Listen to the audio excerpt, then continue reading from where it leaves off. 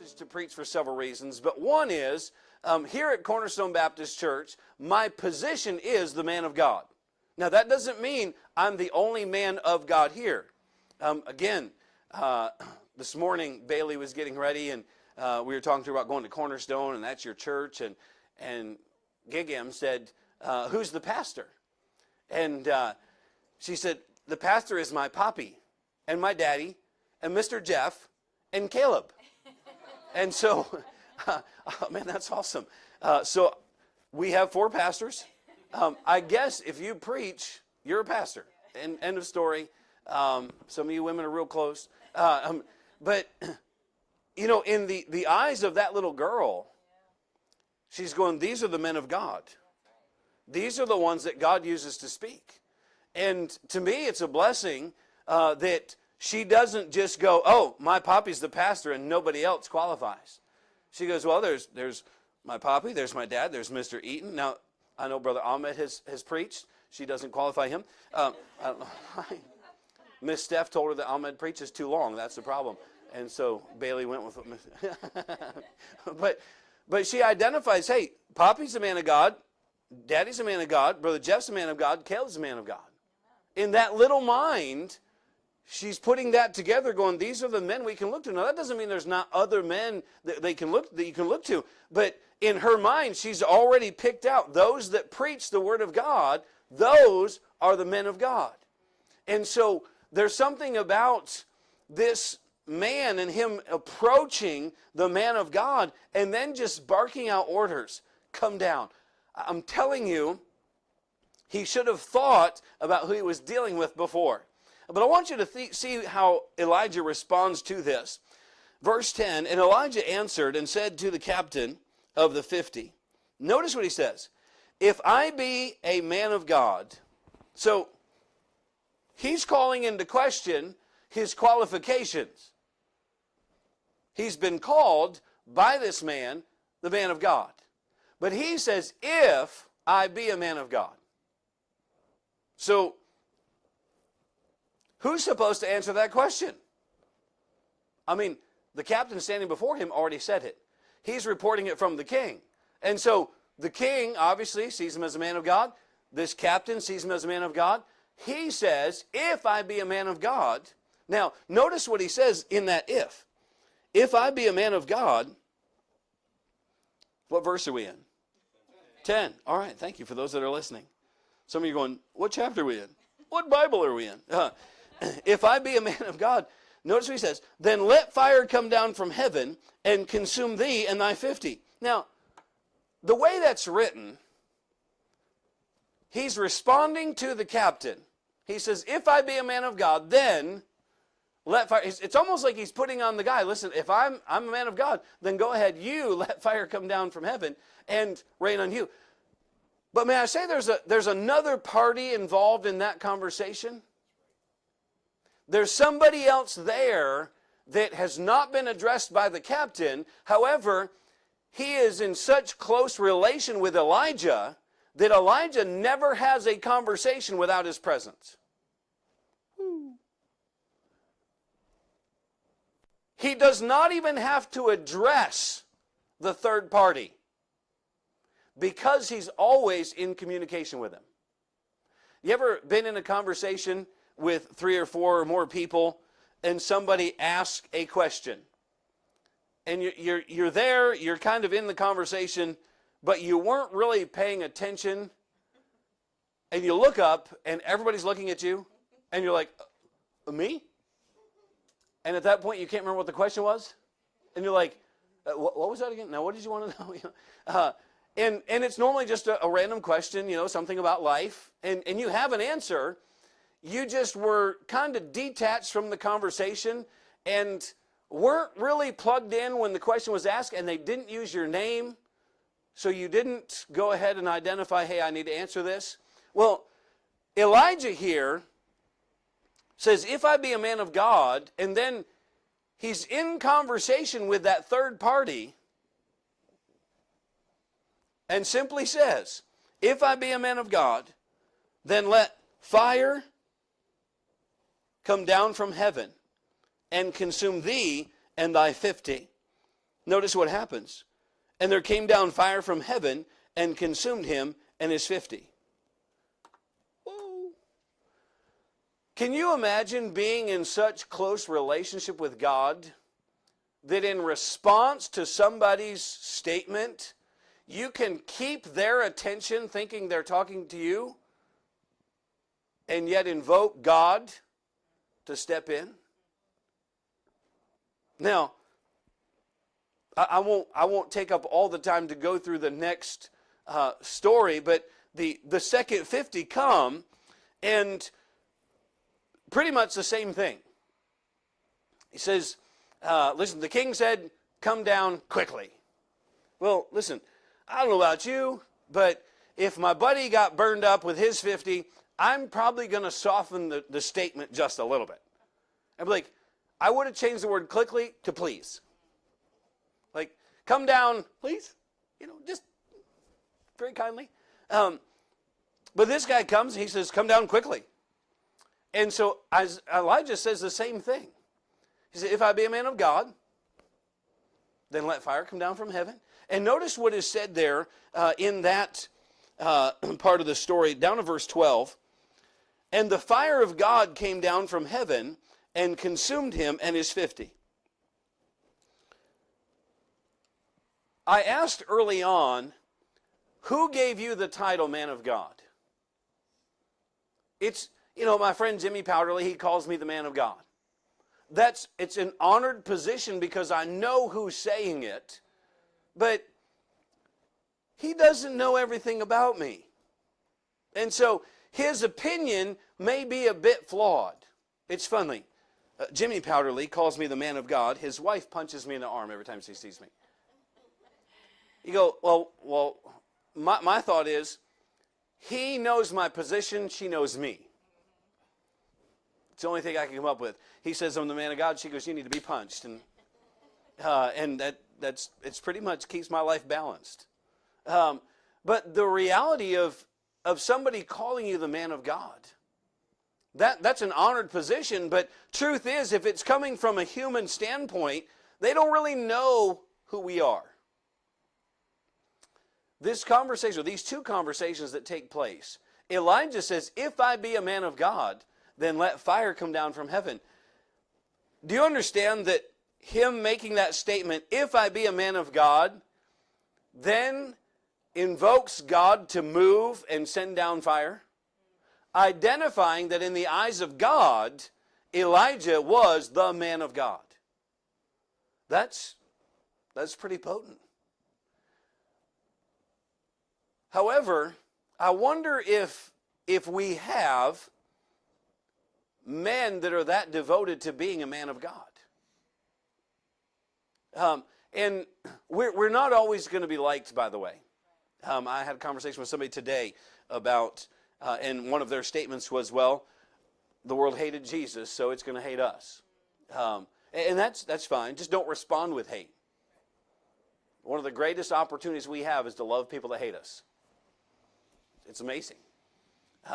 But would we have the reputation with God that we're a man of God? It's easy to get that reputation among people, especially like-minded people. But are we so close to God that when we're having a conversation with somebody who wants to destroy us, we can just switch conversations without them even knowing and then request that God do something? I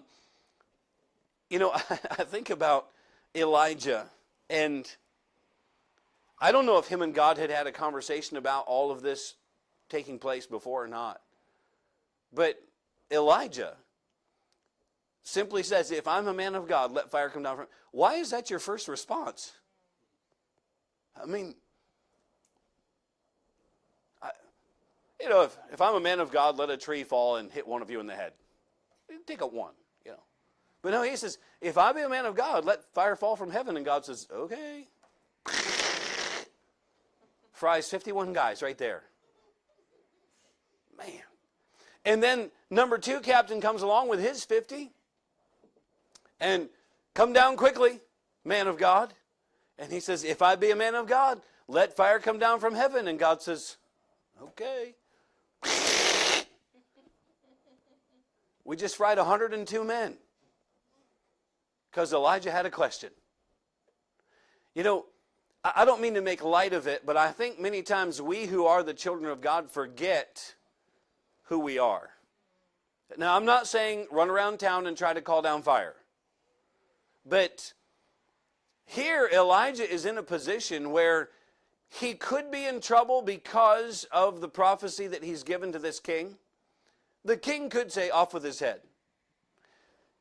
But Elijah says, well, listen, if I'm a man of God, fried 50 guys. When questioned again, he says, if I'm a man of God, fried 50 more.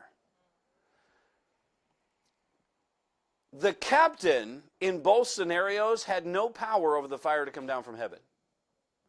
I honestly don't believe that Elijah had power over that fire to come down from heaven.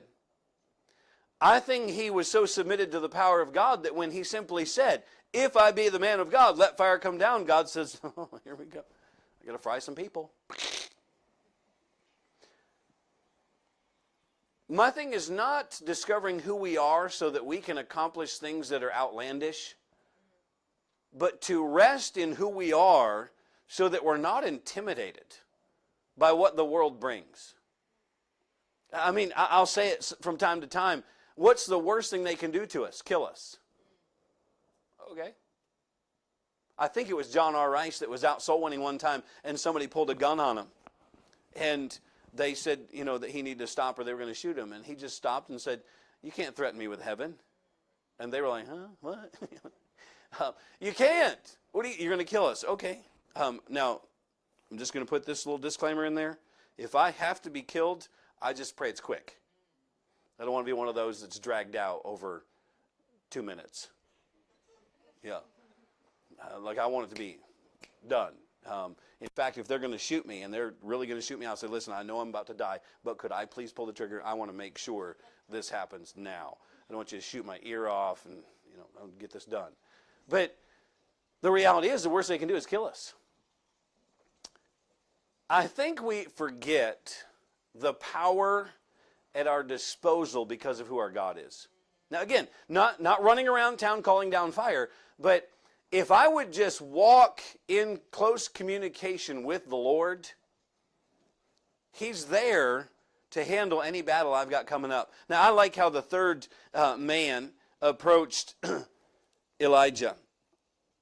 Verse 13, and he sent again a captain of third 50 with his 50, and the third captain of 50 went up and came and fell on his knees before Elijah and besought him and said unto him, O man of God.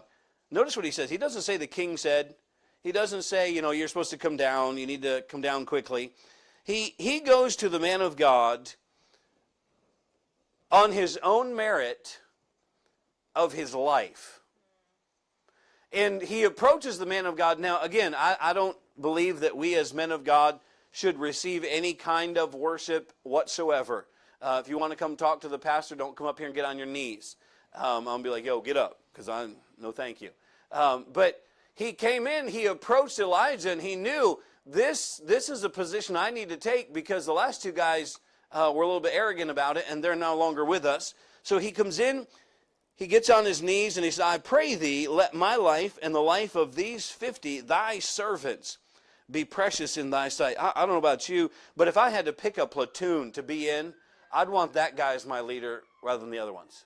If I'm going to have to serve under somebody, I want the guy who views my life as precious. I don't want the guy that's like, I'm going to go up here and tell the man of God what to do. I want the guy that is willing to get on his knees and beg for my life. And he actually says, O man of God, I pray thee, let my life and the life of these 50, thy servants, be precious in thy sight. Behold, there came fire down from heaven and burned up the two captains of the former 50s with their 50s. Therefore, let my life now be precious in thy sight. He's begging for his life. Notice what he did, though. He's carried out the king's command. He's been obedient to his secular master. But he's done it in such a way that he honored the man of God. You know, we've often thought that you can't live in this life and take care of both. This guy proves you can. You can honor your king, but yet honor God. And we need to learn how to do that because we're in a day when it is becoming difficult to honor our authority. It really is. There's times that we're requested and we're asked to do things, and now sometimes we just need to go, you know what, that violates what God has commanded. I can't do it. Which, by the way, is where I am if they tell us churches are shut down because of COVID again. I'm just going to tell you, if we're shut down because of COVID, I will be here every service. If you'd like to show up, you're more than welcome. If you're a little bit scared about it, stay home. But we're not going through that again. And if I'm the only one here and they drag me off in handcuffs, please, everybody show up and have the next service without me. But the reality is there's times where we just have to go, okay, I can honor the king here and I can still honor God, and I need to be wise about how to do that. Other times we just need to go, you know what, king, thank you for calling and sharing, but I have a greater king. But I want us to think about being a man of God. Now, ladies, don't get upset that it is termed the man of God. I believe that if you go through the Bible, you can find women who were so devoted to God that it put men to shame. Deborah, Jael. I'm just telling you, Proverbs 31 woman. I'm glad I don't have to compete with that lady. Hardworking, devoted. And went down after the sun did, got back up before the sun come up, and took care of all that she did. Saw a field and said, you know what, I want to own it. Went and bought it. Didn't even ask her husband. That might get some of you husbands in trouble. Your wife might buy a field and you not even know about it. But that's all right. But there's women all through the Bible.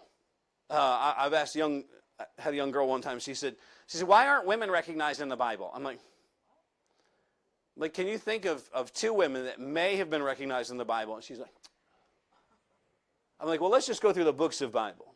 I mean, and I didn't go through all of them, but I said there's a book of the Bible called Esther. That's not a man's name, by the way. Amen. Just want to throw that out there. And she wasn't confused. She knew she was a woman. And there's another book of the Bible called Ruth. Amen. So we have two women there who obviously did great things and were women of God. Don't get offended because it says man of God here.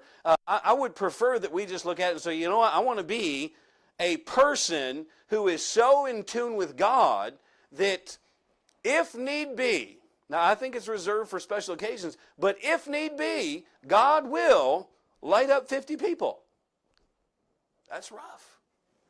But I want to be so close to God that when things come against me, I don't have to fear them because I know who's behind me.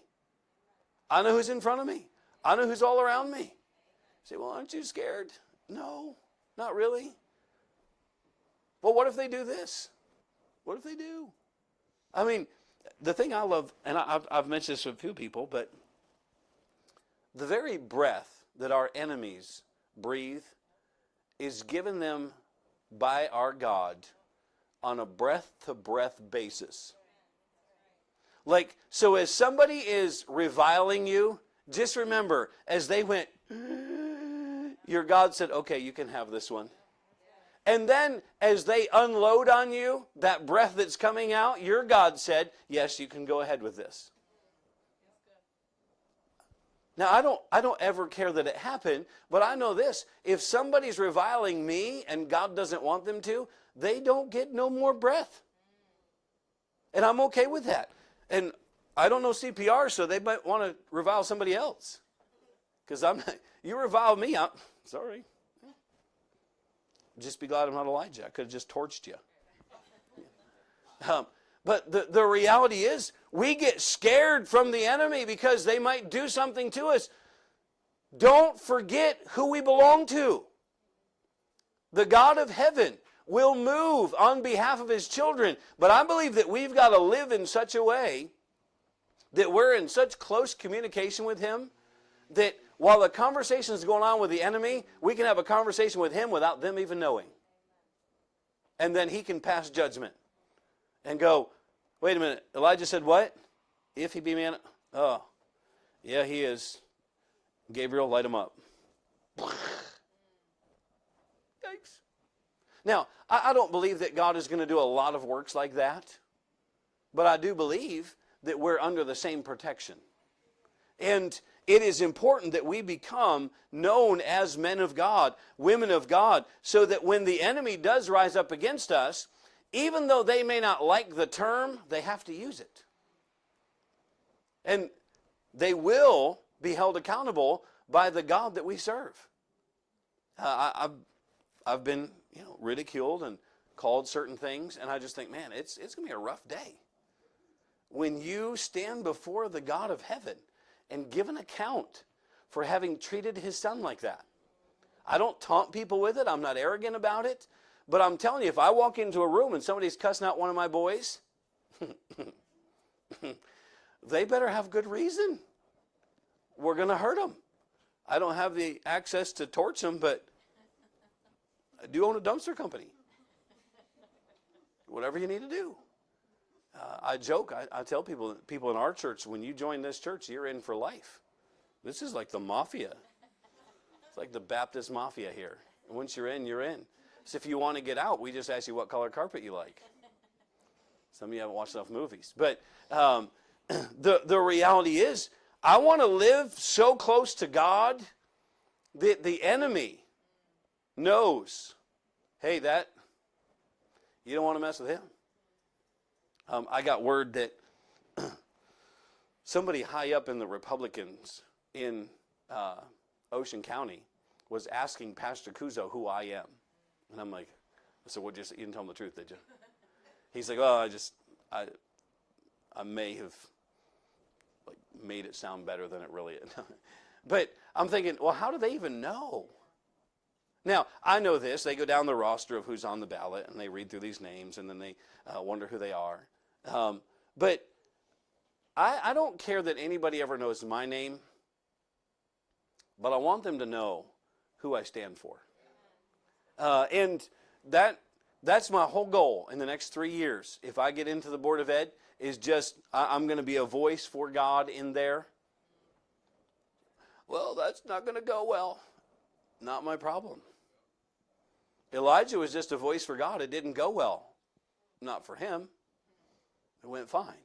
But for those that were against him, it didn't go well. In fact, the king who wanted to know, am I gonna live? Elijah sends back a note that says, nope, sorry. You're dead. That's scary. But we sometimes detach ourselves from these Bible stories like as though these were some kind of super Christians. Hey, listen, we serve the same God that Elijah served. It's not about invoking God to do things for me, but to be so close to God and so right with God that God is standing, waiting, ready to move on our behalf if he needs to. And we need some people in these times to stand in such a way that God will be seen. I'm sweating to death. I don't know if you are or not, but I'm sweating to death, and I want some ice cream. I believe all men of God eat ice cream. And so I'm going to close in a word of prayer, and there's ice cream over there. And the only thing I ask is that somebody save me some. If y'all eat all the ice cream, fire's coming down. And just say, let's bow for the prayer. Father, we do thank you for the opportunity to be in your house. Lord, I thank you for the way that you've shown us yourself throughout the Bible. And Lord, this story seems to be a little vicious and a little gruesome. But God, I think it gives us a picture of who you are. And when somebody would come against one of your children, Lord, you're standing, waiting, ready to revenge. And Lord, I pray that you'd help us to rest in that. Lord, help us not to be so disgruntled by the enemies that come against us that we would lose that communion with you. Lord, help us just to rest in who you are as our Father. And Lord, that we would be the men of God, the women of God that you've called us to be, especially in these times. And Lord, just pray that you'd bless this time of fellowship, and we ask it in your name. Amen. Yes, ladies' thing on Saturday down at Brigantine Bible Church. $15 for each lady.